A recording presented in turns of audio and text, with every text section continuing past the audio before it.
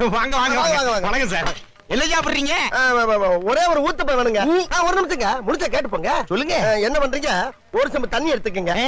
அத தோசைக்கல்ல ஊத்தி அதுக்குன்னு வழக்கமா ஒரு விளக்கமாறு வச்சிருப்பீங்கல்ல? ஆமாங்க. அத அடிப்பக்கமா திருப்பி சரிங்க. வரட்டு வரட்டு வரட்டுன்னு ஒரு 4 இழுப்பு இழுத்து சரிங்க. நல்லா கழுவி விட்டுருங்க. சரிங்க. ஒரு கிண்ண நிறைய மாவு எடுத்து பெரிய ரவுண்டாவும் இல்லாம சின்ன ரவுண்டாவும் இல்லாம சரிங்க. பொதுவா ஒரு ரவுண்ட ஊத்தி 4-5 வெங்காயத்தை போட்டு அள்ளி பொடி பொடி பொடியா நறுக்கி அப்படியே மேலாப்ல பரபரன்னு தூவி விட்டு சரிங்க. ஒரு நீளமான கேரட் எடுத்து அதையும் பொடி பொடியா நறுக்கி சரிங்க. அப்படியே மேலாப்ல பரபரப்பா தூவி விட்டு சரிங்க.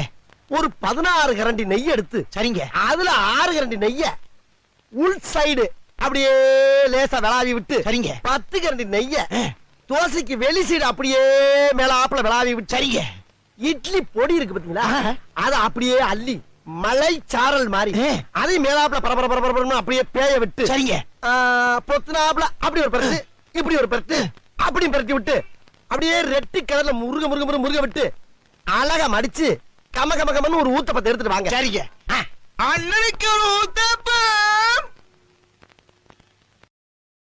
Download ShareChat.